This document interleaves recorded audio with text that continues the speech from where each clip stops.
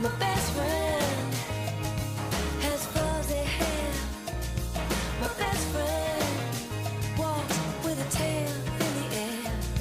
My best friend makes me feel full as a moon. I'm saving. Welcome to Dog Talk and Kitties Too. I'm Tracy Hotchner. I love people who love cats and dogs, which is why I wrote the Dog Bible, Everything Your Dog Wants You to Know, and the Cat Bible, Everything Your Cat Expects You to Know. Every week, I bring you conversations with experts and authors who share our fascination with the animals in our world. This program originated and continues for the 13th year on 88.3 WLIW FM, Long Island's only NPR station. Dog Talk is a production of Pet Media, Inc., which is solely responsible for its content. There is a podcast library with more than 700 previous shows at radiopetlady.com, along with my other pet talk shows like Cat Chat and Good Dogs. This show is made possible in part with the support of Weruva, a family-owned pet food company that makes high-protein recipes for cats and dogs. The show is also brought to you with the generosity of Dr. Elsie's Precious Cat, a privately owned litter and cat food company founded by Dr. Elsie, a feline-only veterinarian. Today I have the rare pleasure of spending the whole hour with one guest, the author of a book that I think is just mind-boggling, How to Love Animals in a Human-Shaped World, by Henry Mance. Now, I will tell you, as you will hear in the interview, that I think that the title misrepresents what this book is really about and the joy and information and heart-lifting ideas that it has in it. I am neither a vegan nor a vegetarian, and this book, while written by a vegan, in part about how we treat the animals that we eat, it's also about zoos, it's about the Amazon jungle. He's British, therefore dry wit, incredibly brilliant, a Financial Times reporter, the London Financial Times. I promise you, to those of you that don't have a dog or a cat and don't even care that much about the issues of factory farming or dairy farming, you have such a pleasurable conversation to listen in on, and I just urge you, please buy this book. It will stun and surprise you. It is not at all what you expect. Here is Henry Mance for the whole hour with his book, How to Love Animals in a Human-Shaped World. All right, folks, sit back in whatever chair you're in. Lean back, because we are going to have a whole hour. You know how rarely I do this, but I have to devote the entire hour of this show for everybody's sake and joy and delight and edification to a book written by Henry Mance. He's the chief features writer at the Financial Times in London. It's hard to believe it's his first book. It seems like the book we all always knew needed to exist. The title is a little... To me, it doesn't really represent the greatness of this book. It's called How to Love Animals in a Human-Shaped World. It is really about how to love the earth, how to love other people. It's got philosophy, history, ethology, ecology, biology. This book makes you laugh so often and not exactly cry, but just feel like, oh my God, what have we done and what should we do? Henry, you've done something totally mind-boggling. You have stitched together, in my view, everything we need to know and think about the planet and ourselves as humans, and done it with such grace and wit and personal application. You've been to these places, you've done these things, and you describe it without any hyperbole. But boy, what an accomplishment. Congratulations. Tracy, thank you so much for saying that. It makes it all worthwhile to hear that it's touched you in that way. I really hoped that I could write a book that would kind of explore, the real depth of feeling people have for animals. I see it in my friends, in my family, in my own life, that people care and they want to know what they can do differently or better. And so this book is my journey, but I hope that it reaches out and touches other people too. I think the problem for me when I saw the title of the book was, oh dear, here we go again. Somebody's going to tell me I should be a vegan and why. And then they're going to tell me, because in America, I don't know if they were published in Britain, there have been a number of books, why do we eat some animals and love others? And it's like, okay, that's interesting. We get it. We get it. And those of us who eat everything, as you point out throughout the book, feel terrible or don't even know better, or also cognitive dissonance, which we need to talk about because the book relies so heavily on pointing out to us how we segregate parts of our brain and our feelings in order to do things that we think or know or guess might not be good. But to me, what's incredible at the book is all the things we have no idea are bad. No idea. All my friends who are fishitarians, pescatarians, they're so high and mighty and they're so superior. Oh no, I only eat fish. Wow, they should really read your incredible chapter, The Ocean Always Loses. Fish are many things, as Jonathan Balcombe says, who's the great fishologist. I know that's not a word, but to me, that's who he is. There's no such thing as fish. Fishes, there's many different kinds, hundreds, thousands of species. So I really wish that there was some way that everyone listening could understand. If there's one book you buy, I really mean this from the bottom of my heart, in this whole year, in 2021, buy this book. This book is going to fill your heart and mind with so many ideas and so many thoughts and enrich you in ways that are completely nothing to do with animals. To me, it has to do with our poor understanding of how we are in the world with each other and the planet. Animals is only sort of part of it. I think that the cognitive dissonance part of it is really interesting. Did you feel that you should write about that right away? Because it weaves all through it. I think that it's very hard for us to hold all these different ideas in our head of good and bad. Do you think that people like to see things in black and white? And that's one of the problems. It's so gray. You paint such in a intellectual way, such a gray world. Yeah, I think, and part of the reason the book isn't a kind of lecture, it isn't sanctimonious, and I wanted it really to be an exploration, is because that's my life. Most of my life I've eaten meat. Most of my life I've sort of had different views to the ones I have now, and I've gone sort of learning gradually, and I feel like I will keep learning about how to live well on this planet and with other people and with other animals.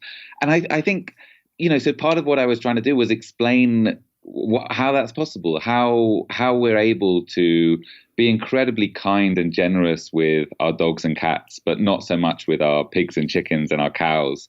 And you have to ask, well, what's the explanation? Because I'm also trying to open people's minds a little to things that they may not be aware of. And then you have to say, what are you trying to break down? What are the mental barriers? And I think we're incredibly good at holding contradictory ideas in our head. And I think, just the fact that we're used to eating cows means that we don't really appreciate their social lives and the fact that they will have desires. And the fact that we're used to seeing elephants in zoos or giraffes in zoos will mean that we don't really think of them as individual sentient beings who might want to take decisions and control of their own lives.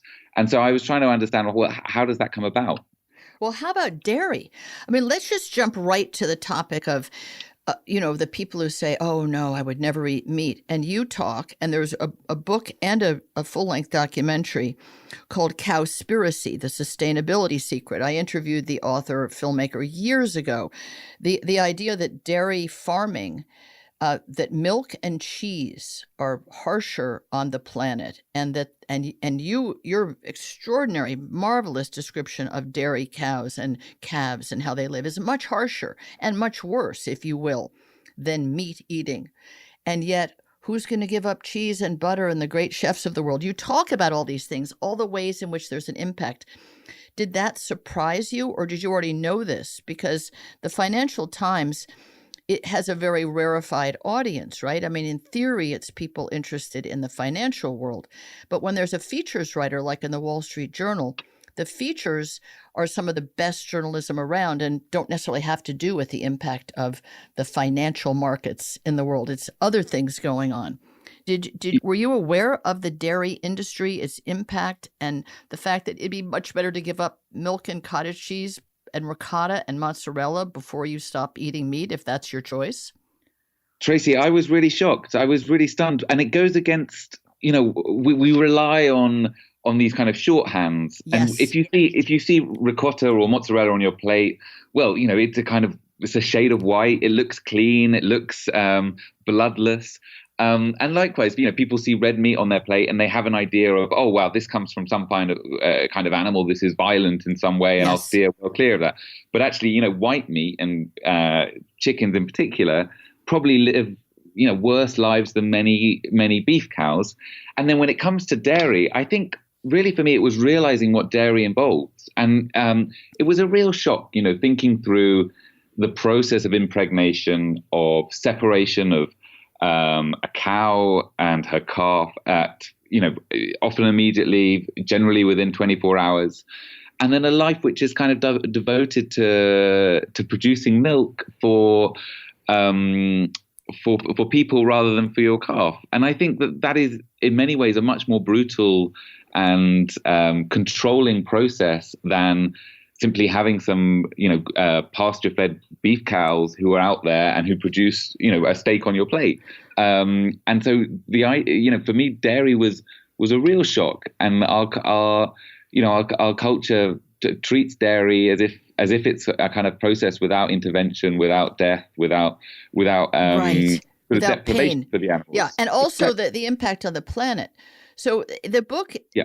I'm going to have you start reading some sections that I've picked out, because I don't want people to think it's like, oh my God, we're going to have to be in the veal house and watch the little calf crying for its mother. I mean, the calf's crying for its mother, the mother's crying for the calf, but we're not allowed to think those thoughts around dairy. But the impact on and you don't in any way I never felt like, oh, I'm going to cry or throw up or anything during the book, in descriptions of the incredible ways that, whether it's laboratory animals or farmed animals, they're suffering. It's more the global impact of it, that everything's connected. That, to me, Henry, is the incredible part of the book. Everything is connected. You think eating an egg is not such a big deal. It doesn't have a face, as you point out.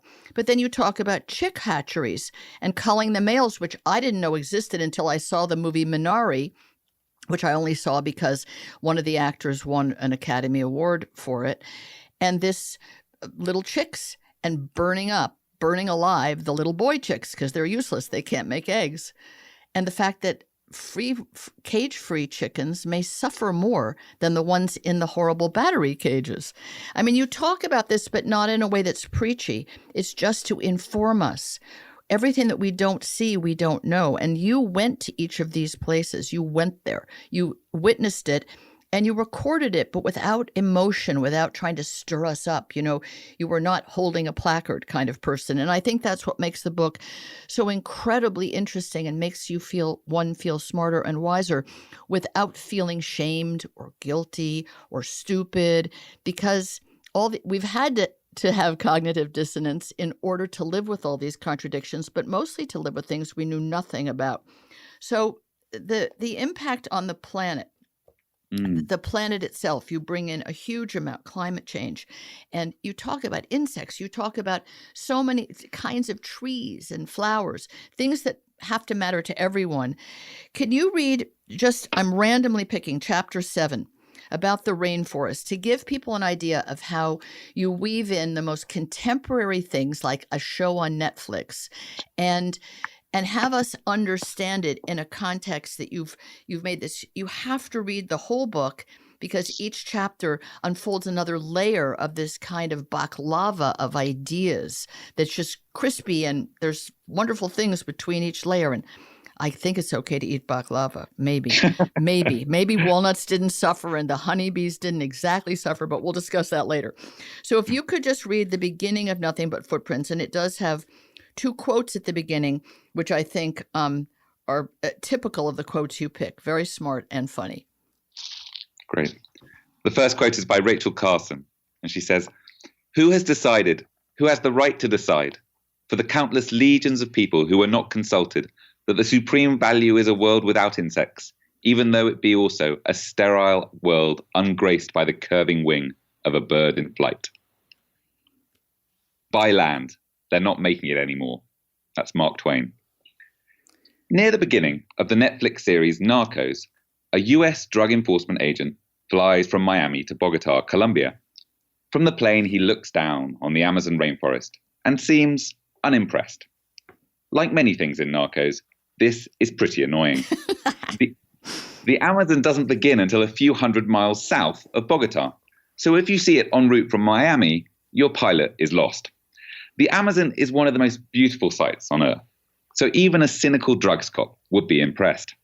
From the air, you can see endless tree canopies and tea-colored rivers, waves of clouds, and the occasional rainbow.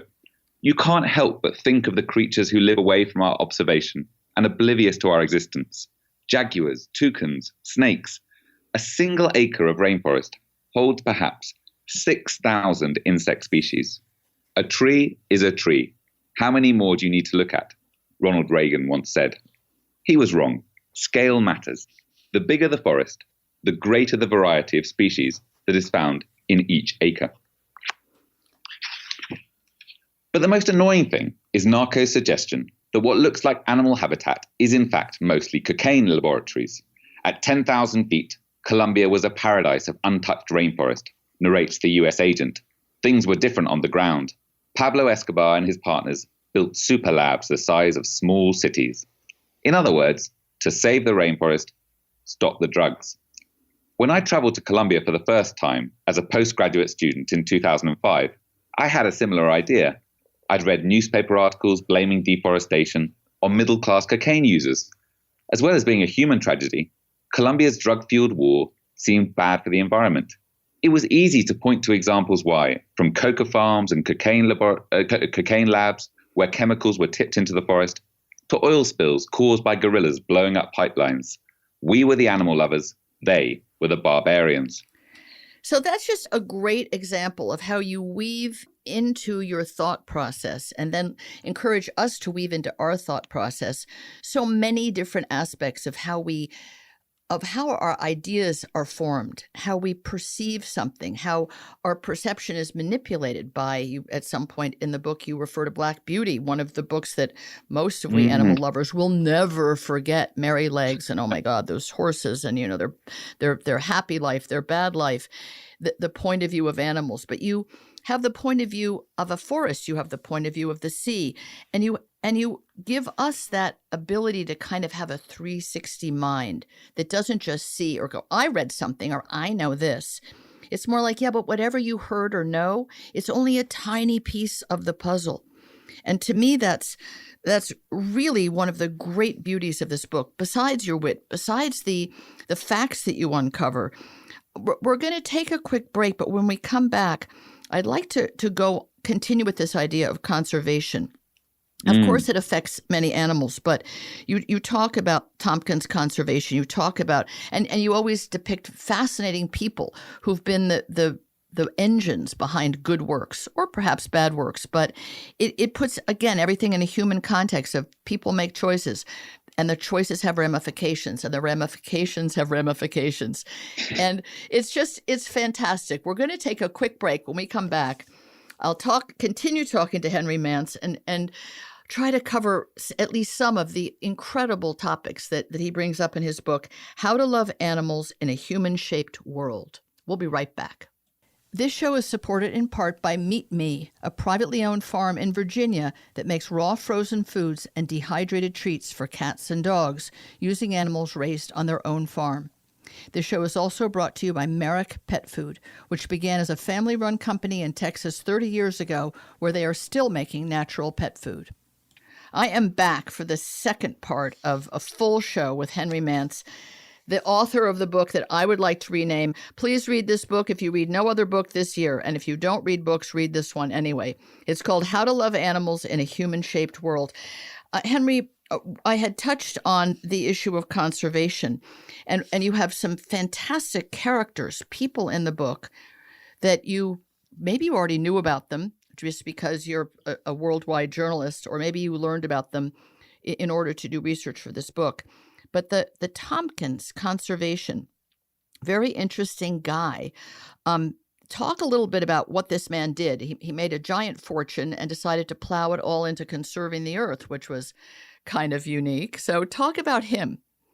Yeah, Doug Tompkins made his fortune in clothing, and then fell out with his wife, was in the process of getting separated, lost control of his company, and decided, what can I do? I could devote my money to art and wine, things that I like, or I could make a real difference. And he went to Chile and he spent $500,000 buying a cattle and sheep farm. And at that time in Chile in South America, the government had tried to encourage people to go out to these far-flung places and start livestock farming, but it wasn't profitable. And so he was able to go in there and start buying up some of these lands. And over the next couple of decades, he really created this extraordinary body of work, which was returning natural spaces to a much wilder form and returning the animals there.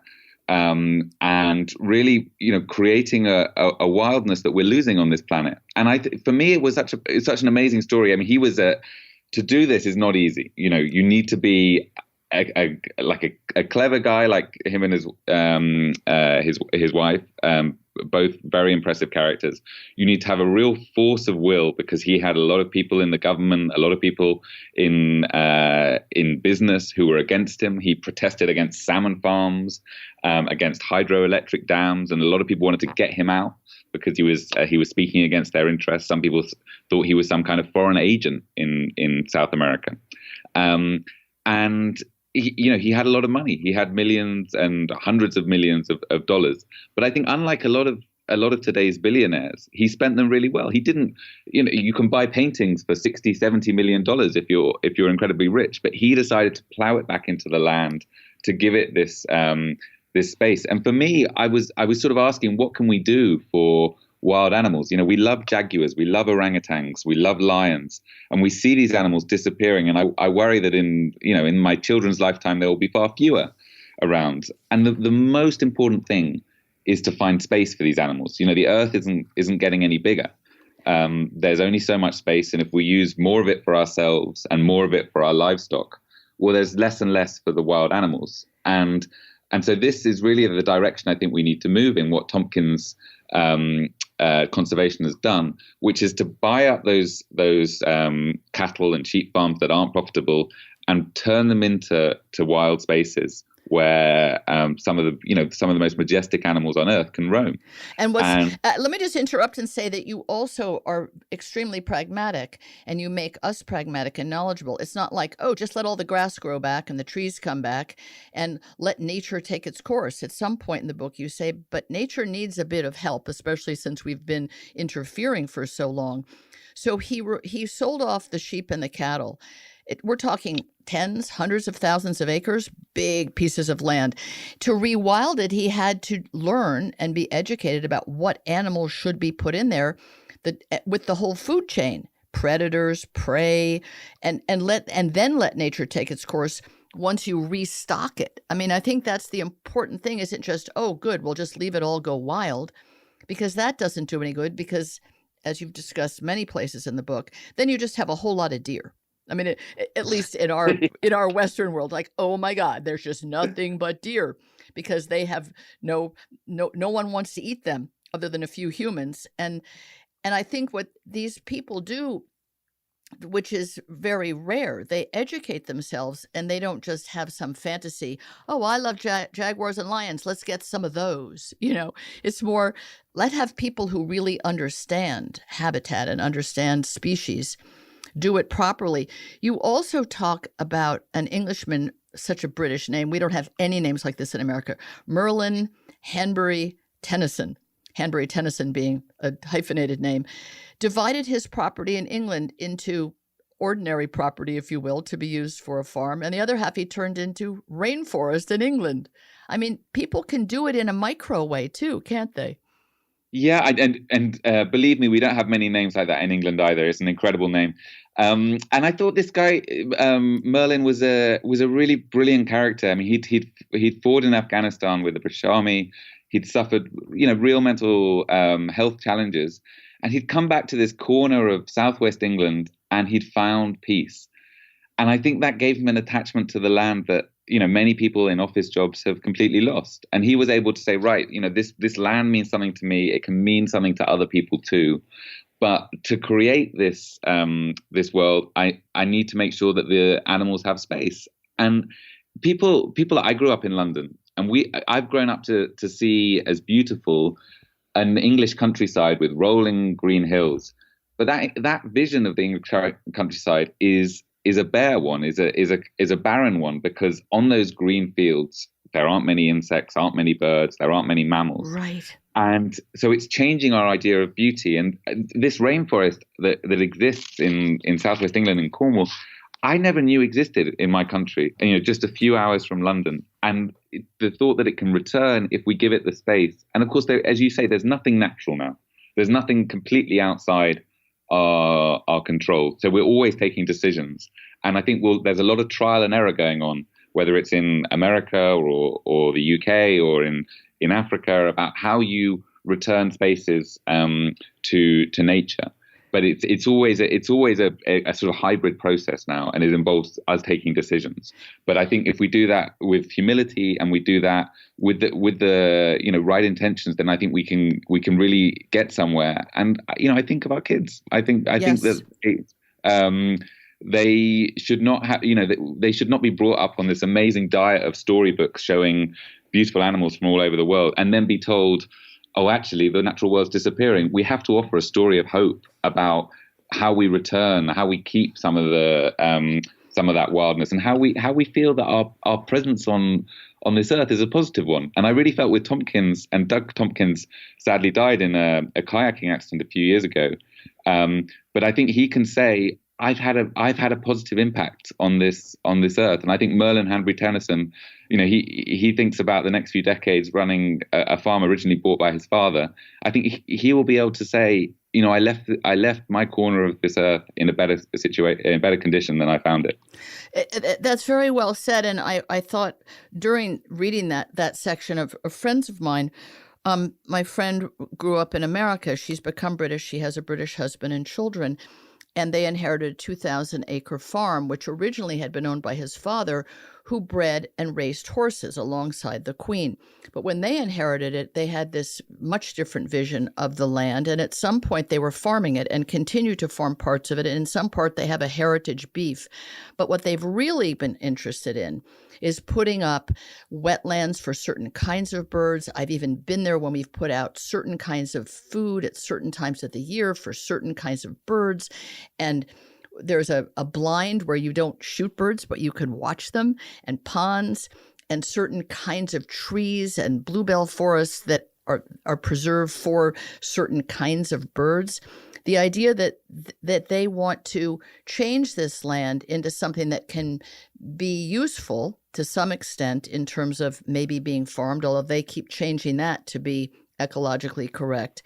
But that those 2,000 acres could become something of a refuge for at least the birds, if not the insects that accompany them, and there used to be fox hunting on the property, something that you talk about in the book, and that has gone away. So evolutionarily, the people are evolving, thank goodness, some of them.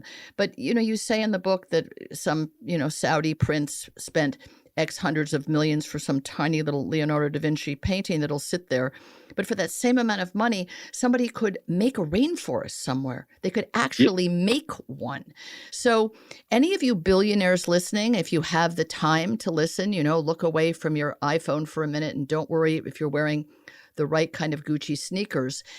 It would be a great thing to do instead of trying to buy the most expensive wine on the wine list at Nick and Tony's, to think about, what could I do that would really put a positive stamp on the planet, even small. You don't have to buy up half of the Chilean wilderness, but if you could, do that too. I think it's quite wonderful. You have a chapter called The Arc of History, and it's about zoos.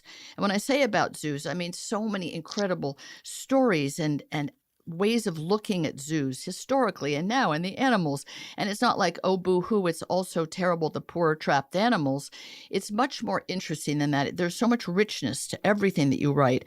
But this chapter, which I'd love you to read the beginning of, it does talk about these kinds of landed gentry families, in this case, the Aspinalls, and how the next generation and the generation after that keep tweaking it. If they're good people, they tweak it instead of just how much can I hang on to and how much can I keep. It's more like, well, what can I do with this? So if you would read from the beginning of chapter 6, The Arc of History, it's hilarious. The zoo cannot but disappoint. John Berger. I've inherited a hypocrisy, not a bureaucracy, a hypocrisy. Damien Aspinall has the confidence that comes with being very rich, very tall, and quite good looking. The hypocrisy he's referring to comes in the form of 2 zoos, Howlett's and Port Lympne animal parks in southeast England, were set up by his father, the maverick gambler John Aspinall, in the 1970s. By the time Aspinall Sr. died in the year 2000, Aspinall Jr. had decided that this form of keeping animals in captivity was a waste of money and morally wrong. The only way I could justify taking over the parks was if I could find ways to get as many animals back into the wild, he tells me. So far, so Freudian. The Aspinalls are hardly the first family where the son is happily picking apart the father's legacy. What's different is the boldness of the son's vision. He has become perhaps the loudest opponent of zoos worldwide. It's like Donald Trump Jr. launching a crusade against tax avoidance. Damien Aspinall wants to abolish zoos, even though he runs 2 of them. We are meeting in his grand offices near London's Sloane Square. He sits under a framed Damien Hirst print. I'm opposite a handwritten birthday note from Pele. If you take your kids to a zoo, you are telling them subconsciously that you can watch that tiger in a small cage. You can watch those poor elephants. You can watch the lions. And it's okay because they're there for you, kids. Those animals have got fewer rights than you. We can enslave them just so you can enjoy yourself. Isn't it time that we looked at ourselves as a species and said, come on, we don't need to do that anymore. We're polluting our children's minds. I must look anxious because Aspinall moves to reassure me. I don't blame people. It's not their fault, he says. They've been culturalized. The Aspinall philosophy, defended both by a zoo-loving father and zoo-hating son, holds that all animals, or at least all mammals, are as valuable as humans. It holds, too, that humans can live harmoniously alongside even the fiercest species. Like posh Mowgli's, the family has surrounded itself with tigers and apes. The house was full of them. John Aspinall, a dislikable man who admired Hitler's views on eugenics, once said he'd rather leave his children with a gorilla than a social worker. Damien placed his first 2 babies with gorillas for a get-to-know-you session, although by the time the 3rd came along, he decided not to risk an intervention by social services. It's just amazing. The characters that you find in this book, you find them either by learning about them, historically, but also you visit them. You're there like boots on the ground in the great journalistic fashion. At one point in the book, I thought of those books that were written a long time ago about, I'll write about football from the inside out and try to play football like a footballer.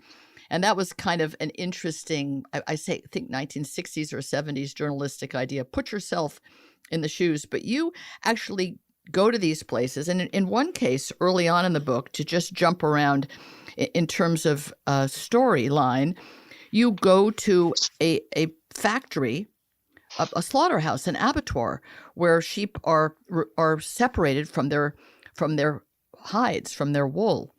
And you describe it and you talk about it and the dehumanizing effect and the physical danger to the men. So we're obviously reading your description and we're thinking about these sheep and how they died and how they're on this hanging from these hooks and being pulled along. But you help us to understand this is how you get a lamb chop. This is even how you get, well, not necessarily how you get the wool for your coat, because those animals tend to be kept alive, at least for some part of their life. But everything is connected, and there's a connection between you're very aware of your children, your young children, and you bring that up a lot. What we do does matter. How we talk matters, and what we show them matters, whether it's a fake version of the world in a children's fairy book, or taking them to a zoo and acting as if it's okay. And when I grew up, I grew up a lot in Italy, where circuses were paid for by the government.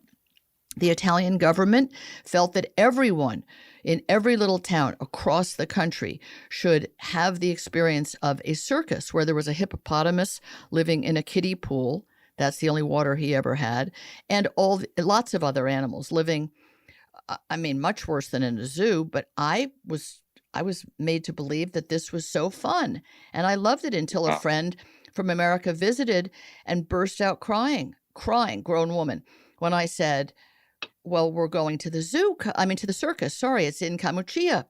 She said, really? And she was distraught because there was a picture of this hippo in a kiddie pool. And it took me years to understand. Even with me being so animal-centric, how awful this was. I thought, well, this is great. Everyone gets to see a hippo. Why does everyone need to see a hippo? They don't need to see a hippo, right?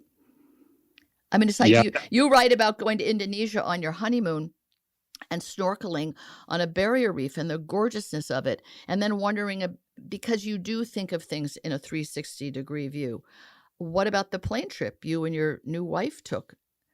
The plane trip, and what were the carbon emissions of that? And was that naughty? And did that somehow mean that you shouldn't be taking those trips to please yourself, to see something that's endangered? Everything. There are just so many ramifications of everything we do, and we have to, if we choose to do it, we have to do it intelligently and knowingly. Isn't that part of the issue, that we have to think twice about what we're doing? Yeah, I really think that previous generations and, my parents and the generations that came before them, they solved incredible problems, like human health. They built incredible cities.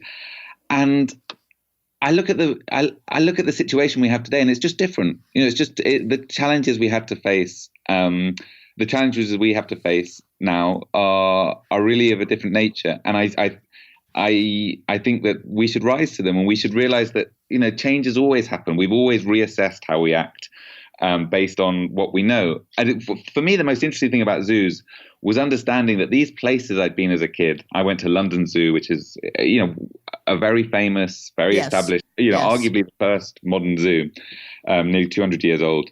And I had to realize that it hadn't been created for the animals' benefit. It had been created out of kind of scientific curiosity. And I was suddenly like, oh, well, right. So if you were to create a zoo, this isn't where you do it. You wouldn't do it in this small little space in the center of London. Right. You wouldn't try and cram in all the animals you can. Yes. You would do it, in somewhere with lots of space, and you would only have animals there who really work in small spaces, enjoy our English climate, which can be a bit up and a bit down. So probably not elephants. And you do it with the hope of really securing places for those animals to live in the wild. And so I went on this, and I understand why in the 19th century it was an amazing thing to see a hippopotamus, to see a giraffe. School children, came round. But now, we have TV, that's right, documentaries. We don't need to keep these animals in that confined space for our benefit. And so we should reassess. We should say, well, look, can't we do this better? And certainly with flying around the world, which I know people felt was an amazing liberation, and I've been privileged to go to wonderful places. But I can't really justify it to myself in the same way. I find it strange, people who sort of take a cruise ship to Antarctica to see the melting of the ice. God. But You're when right. they're melting the ice themselves. Yes. There's only so many times you need to remind yourself that's happening. So I personally steer away from that stuff. But I think you can see amazing nature and amazing wildlife on your doorstep. If you just have the imagination, and if you just find beauty where it occurs. And so I think that's part of my approach with my kids, is to say, that's an amazing dragonfly. That frog's amazing. You don't need to see an elephant on Piccadilly Circus or in Times Square for you to feel like you've experienced nature. Right. Or as you said, as a friend of mine once said, when I was going to go to a country that I'd always been reluctant to go to because I worried about the way people and animals were treated. And she said, why don't you have the Discovery Channel? So we're going to come right back after this quick break and finish up talking with Henry Mance about how to love animals in a human-shaped world. We'll be right back. This show is also brought to you by Evermore Pet Food, privately owned by two women who make cooked dog food frozen in pouches shipped directly to your home. The show is also supported by Earth Animal, holistic pet wellness products, privately owned by Dr. Bob and Susan Goldstein. I am back with Henry Mance, How to Love Animals in a Human-Shaped World. And all of you might be wondering, well, you haven't mentioned dogs or cats yet. Oh, he does. Don't worry. It's just that we all know a fair amount about dogs and cats and how they thrive and how they suffer and how we can do better by them. But there is a chapter called It's Not About the Dog, and I just have to ask Henry to read it because it is just the beginning of the chapter. So funny, so different, just such a different way of looking at our madness about dogs. So if you would, Henry, read chapter 8 and read the two quotes that are at the beginning of it as well. The first quote is by David Hockney. Idiots that we are, we have lost our link with nature, even though we are part of it completely. All of this will end one day. What lessons will we learn? I'm 83. I'm going to die. We die because we are born. The only things that matter in life are food and love, in that order. And also, our little dog, Ruby. Be the person your dog thinks you are. Unknown. He's antisocial. I can understand why. Simba is a corgi in fancy dress. He has two antennae, each with a mini American football on the end. His front legs have sweatbands. Safe to assume this wasn't his idea. It's mainly for the humans, says his owner superfluously. Welcome to CorgiCon San Francisco, where dogs are dressed ridiculously and then shoved together on a beach. Or perhaps just welcome to California. My first impression of CorgiCon is it's glorious. Around me are people dressed as corgis and corgis dressed as people. Eliza, my daughter, and I pass corgis dressed as a shark, a lifeguard, a snowman, a pilot, a horse with a cowboy on the back, a piñata, and Chewbacca from Star Wars. The latter two are overweight. There is a corgi with a bandana and a shirt reading, "Bitches love me." Another man wears his dog in a baby harness. I was halfway through my 3-month work stint in San Francisco. If you've spent years overdosing on stories about how different Silicon Valley is, the place feels sadly sober. Except for one thing. Almost everyone is drunk on dogs.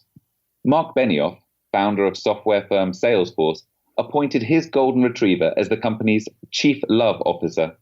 But this isn't just a billionaire thing. Americans are twice as likely as the French to own a dog. California takes dog owning to extremes, and CorgiCon is one of many eye-opening results. The last time I saw a group of corgis, they were in a stately photo with Queen Elizabeth II. Now they're on a miniature wooden pirate ship, complete with 3-cornered hats for the dogs. Well, it's just a great description, and then you, of course, do go on in very many intellectual and philosophical ways about our relationship with dogs. I will say that friends of mine who always had a mixture of dogs, from Irish wolfhounds to all kinds of really big dogs, and Dakota was some sort of a great hunting dog. They became pug lovers and owners, and they only get them from Pug Rescue. And every year, this is outside of London, about an hour outside, there is a pug party just like your corgi party. So I don't want you to think it's just California and just the Californians are barking mad. And that was a pun on purpose. They put up an entire party tent on their gigantic back lawn. And every year this party is held somewhere with food and drink, and the pugs come dressed in incredible fancy dress.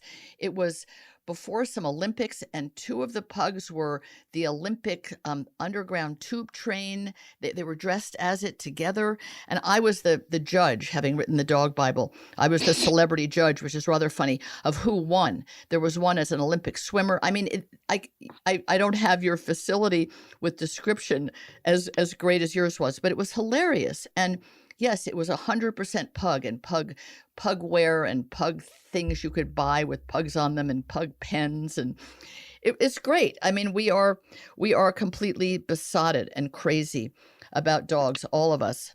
I'd like to jump though to your chapter about the sea, because I think most of us are really not aware of what's going on with the mollusks, not just the fish that we're eating, and what really goes into fish farming, and what really goes into sushi grade tuna. And I think just a very short reading I'd love you to do is about an auction, for a famous auction, not for the tuna, but it's in Galicia in Spain, which is where you say Galicia specializes in two things: pilgrims and fish. It has the biggest pilgrimage site in Europe, Santiago de Compostela. It also has Europe's biggest fishing port, Vigo.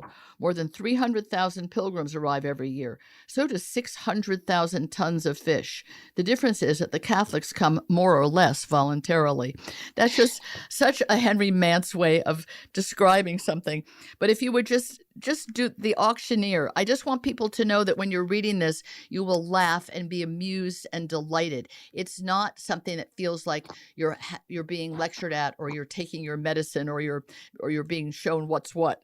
So if you would just read this little bit about the auctioneer as they're auctioning off the fish. Mhm.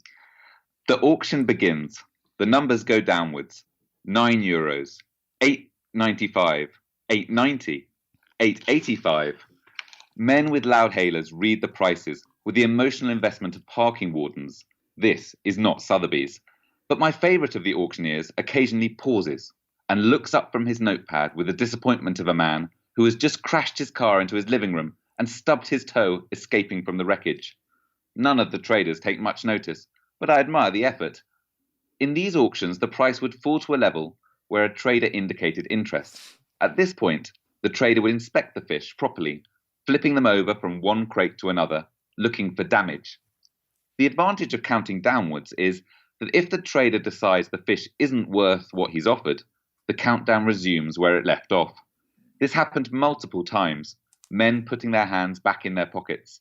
The disappointed auctioneer would look even more disappointed, as if, having already crashed his car and stubbed his toe, he had also forgotten to defrost his dinner. It's just great. I mean, it's just so delightful.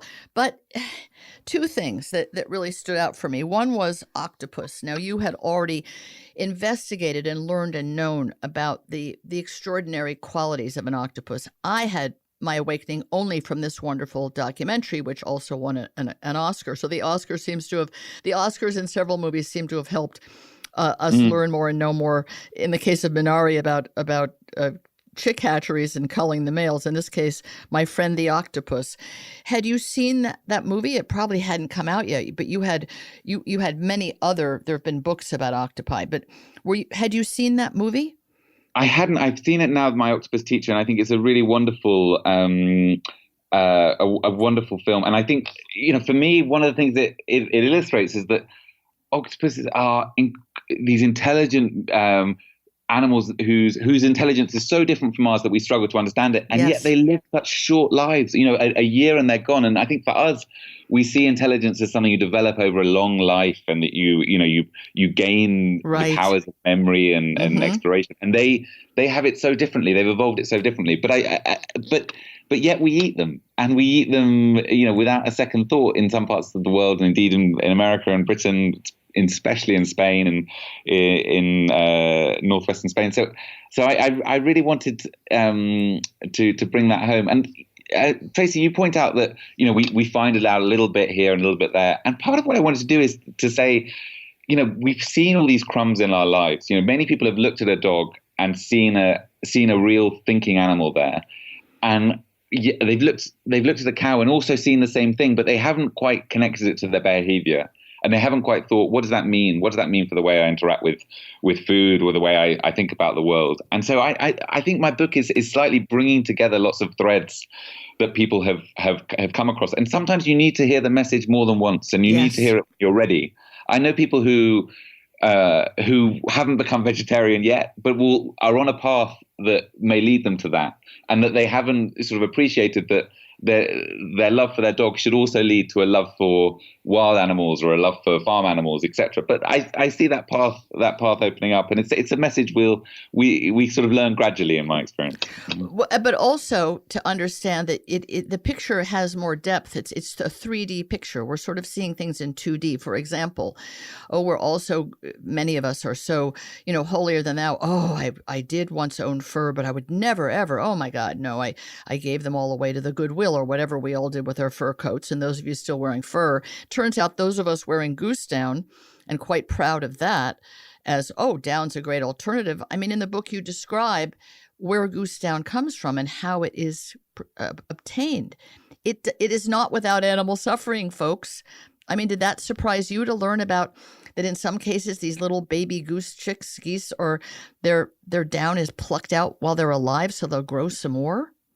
Yeah, I mean, that's really heartbreaking. And I think for me, the lesson of the book, and that's a great example, leather is another tricky one, is that if you're demanding really large quantities of an animal product, then you're going to sort of create this cycle of breeding and industrial farming, which is very hard to control. Yes. And I ultimately, we like to think that we can harness animals, that we can really control them. And we've actually grown to a size of population where that's very difficult. I mean, 8 billion people all having as much leather, meat, milk as they want. It really demands a system which I don't think fits with our values. And one of the things when I talk to farmers is that they would always say, well, look, we have to produce meat at this price or milk in this way because people demand it. And when I spoke to people who consume those products, they would say, well, look, farmers are good people. They wouldn't produce it unless it's in good conditions. And so there's a kind of neither side really knows the reality of this. And I think that if at all possible, we should look for alternatives where the strain on the world and the environment is less. And I really think of it in terms of your footprint on this earth. Can you make your footprint a little bit smaller, a little bit better? Can you ensure that you're not treading on everything, and that you're not forcing animals to be bred and to be separated from their young? I mean, I talk in the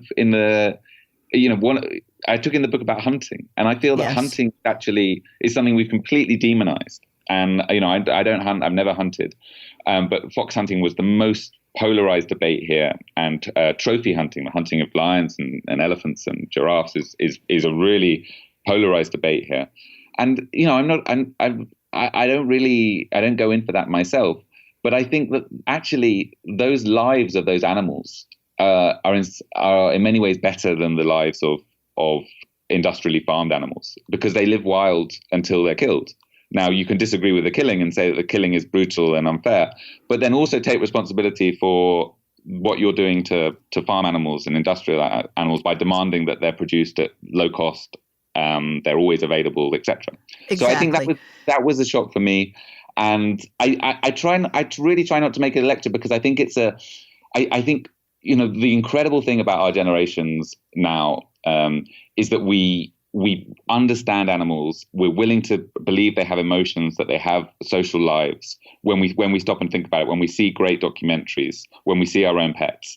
And what we're in a process of is applying that, is thinking, right, okay, I understand that there are social lives, that animals have desires, that they want to take decisions for themselves.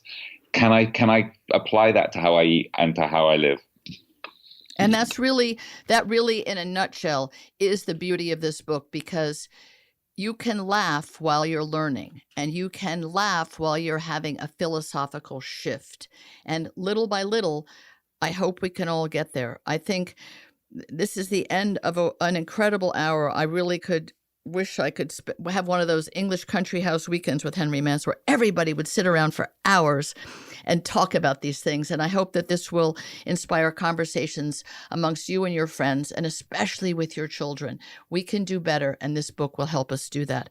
How to Love Animals in a Human-Shaped World. Thank you so much, Henry Mance, for an amazing hour.